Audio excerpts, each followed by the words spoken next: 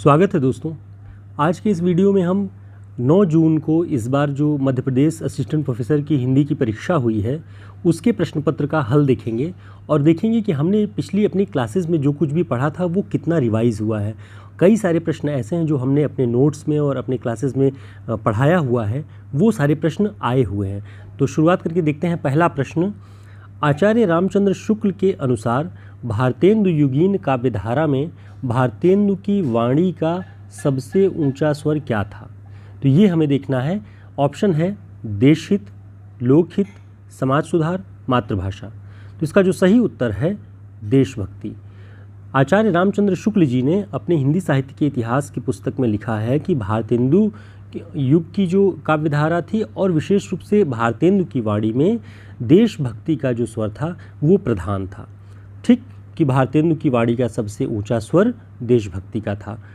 इसके अलावा एक महत्वपूर्ण तथ्य और ध्यान रखिए, भारतेंदु की रचना विजयिनी विजय वैजयंती ये मिस्र में भारतीय सेना की विजय की प्राप्ति पर लिखी गई इनकी रचना है। तो हमने अपने पिछली क्लासेस में इस प्रश्न को पढ़ा हुआ था। आप अगर पिछली वीडियोस को देखेंगे तो आपको वहाँ पर ये प्रश्न मिल जाएगा।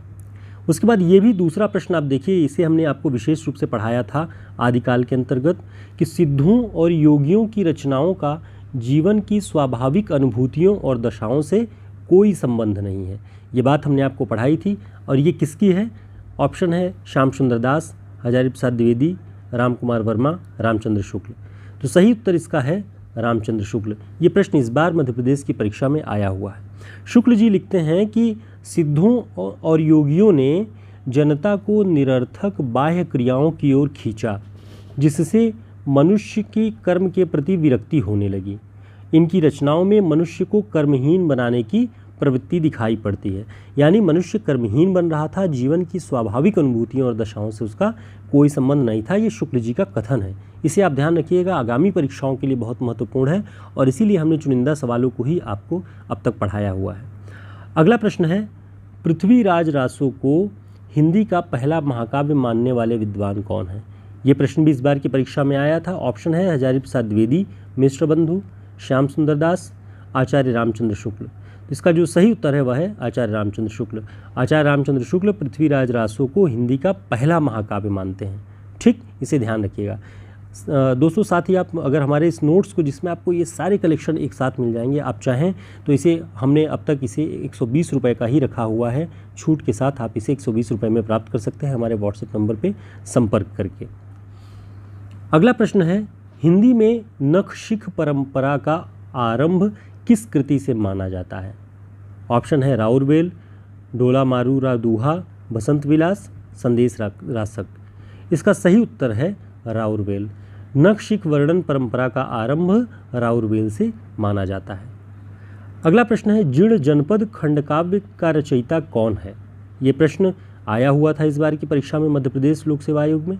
ऑप्शन है प्रताप नारायण मिश्र, बालकृष्ण भट्ट, ठाकुर जगमोहन सिंह, बद्री नारायण चौधरी, प्रेमघन। तो इसका सही उत्तर है बद्री नारायण चौधरी, प्रेमघन। प्रेमघन जी की रचना है जीर्ण जनपद। अगला प्रश्न है, ये हमने आपको पढ़ाया हुआ था। ये प्रश्न भी पूछा गया कि हिंदी नई चाल में ढली सन 1873 ईस्वी में। उक्त कथन भारतेंदु हरिश्चंद्र ने अपनी किस कृति में कहा है? ऑप्शन है कालचक्र, कवि वचन सुधा, हरिश्चंद्र चंद्रिका, बालाबोधिनी। सही उत्तर है कालचक्र। भारतेंदु जी की रचना है कालचक्र। उसमें उन्होंने हिंदी नई चाल में ढली वाली बात कही हुई है, आपको ध्यान रखना है। और ये भी ध्यान रखना है कि कालचक्र भारतेंदु जी की अपूर्ण रचना है। ये हमने आपको पढ़ाया था, आप रिवाइज करके देखिएगा, नोट्स में भी आपको मिल जाएगा। अगला प्रश्न है, उपन्यास पत्रिका किसके नेतृत्व में निकली? तो इसको ध्यान रखिए, संवत 1955 में ये पत्रिका निकलनी शुरू हुई। ऑप्शन है किशोरी लाल गोस्वामी, राधाचरण गोस्वामी, श्रीनिवास दास, बद्री नारायण चौधरी, प्रेमघन। इसका सही उत्तर है किशोरी लाल गोस्वामी। उपन्यास पत्रिका किशोरी लाल गोस्वामी जी के नेतृत्व में निकली। कब निकली? संवत 1955 में। इसे ध्यान रखिएगा, ये सब पूछे गए प्रश्न हैं, बहुत महत्वपूर्ण है। अगला प्रश्न है, देवनागरी लिपि के नामकरण में लोकनागरी नाम किसने दिया था? ऑप्शन है हजारी प्रसाद द्विवेदी, धीरेन्द्र वर्मा, आचार्य रामचंद्र शुक्ल, आचार्य विनोबा भावे। तो देवनागरी लिपि का नामकरण लोकनागरी नाम से आचार्य विनोबा भावे करते हैं। अगला प्रश्न है, देवनागरी लिपि मूलतः क्या है? वर्णनात्मक, अक्षरात्मक, चित्रात्मक, प्रतीकात्मक? तो इसका सही उत्तर है अक्षरात्मक। देवनागरी लिपि अक्षरात्मक है। अगला प्रश्न, आचार्य रामचंद्र शुक्ल परिमार्जित गद्य की प्रथम पुस्तक किसे मानते हैं? ऑप्शन, नासिकेतोपाख्यान, सुखसागर, प्रेम सागर, भाषा योग वासिष्ठ?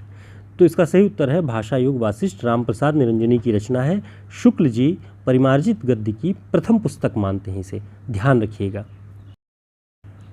अगला प्रश्न है, मुनि जिन विजय ने हिंदी जैन रास परंपरा का आदि ग्रंथ किसे माना है? ऑप्शन है, भरतेश्वर बाहुबली रास, उपदेश रसायन रास, श्रावकाचार्य, रेवंत गिरि रास? तो इसका सही उत्तर है भारतेश्वर बाहुबली रास को उन्होंने हिंदी जैन रास परंपरा का आदि ग्रंथ माना है। ठीक। अगला प्रश्न है, संविधान के किस अनुच्छेद में उच्चतम न्यायालय और उच्च न्यायालयों की भाषा का वर्णन है? इसका सही उत्तर है अनुच्छेद 348। अनुच्छेद 348 में उच्चतम न्यायालय और उच्च न्यायालयों की भाषा का वर्णन है। अगला प्रश्न है, राजभाषा अधिनियम 1976 के अनुसार ख वर्ग में आने वाला राज्य कौन सा है? ऑप्शन, हरियाणा, पंजाब, राजस्थान, दिल्ली? सही उत्तर है पंजाब। ऐसे राज्य जहां पर शासकीय प्रयोजनों में हिंदी और अंग्रेजी दोनों भाषा का इस्तेमाल किया जाता है, वहां उन्हें ख वर्ग के अंतर्गत रखा गया है, जिसमें पंजाब है। और जो केवल हिंदी में जहां पर पत्राचार या शासकीय कार्य होते हैं वो 7 राज्य हैं, जिनमें हरियाणा भी है, राजस्थान भी है, दिल्ली है, उत्तर प्रदेश है। तो वो उनकी लिस्ट क वर्ग में आती है, इसे आपको ध्यान रखना। अगला प्रश्न, विशिष्ट पद रचना रीति सूत्र किस आचार्य का है? तो ये रीति संप्रदाय के प्रवर्तक वामन थे, उनका है विशिष्ट पद रचना रीति, वामन की रचना। ठीक।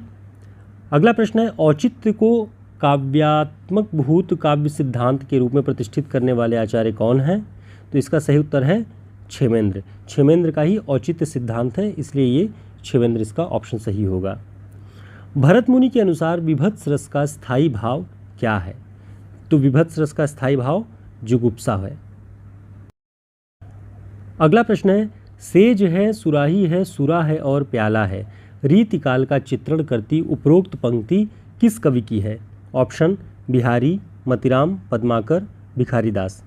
इसका सही उत्तर है पद्माकर। दोस्तों, हम मध्य प्रदेश लोक सेवा आयोग द्वारा आयोजित सहायक प्राध्यापक परीक्षा, असिस्टेंट प्रोफेसर परीक्षा के लिए जो प्रश्न पत्र आया था उसका हल देख रहे थे। इसी क्रम में हम दूसरे खंड के अंतर्गत और जितने प्रश्न हैं उन सभी को लेकर के आपके समक्ष मौजूद होंगे, जिससे आपको पता चलेगा कि परीक्षाओं के स्तर किस तरह से बदले हैं, परीक्षाओं में किस तरह के प्रश्न पूछे जा रहे हैं। चाहे आप यूजीसी नेट की परीक्षा की तैयारी कर रहे हो या टीजीटी पीजीटी की, सभी के लिए इन प्रश्नों को देखना, इनका अनुकरण करना आपके लिए बहुत आवश्यक है। तो बने रहिए, फिर मिलते हैं एक नए वीडियो में। तब तक के लिए नमस्कार, धन्यवाद।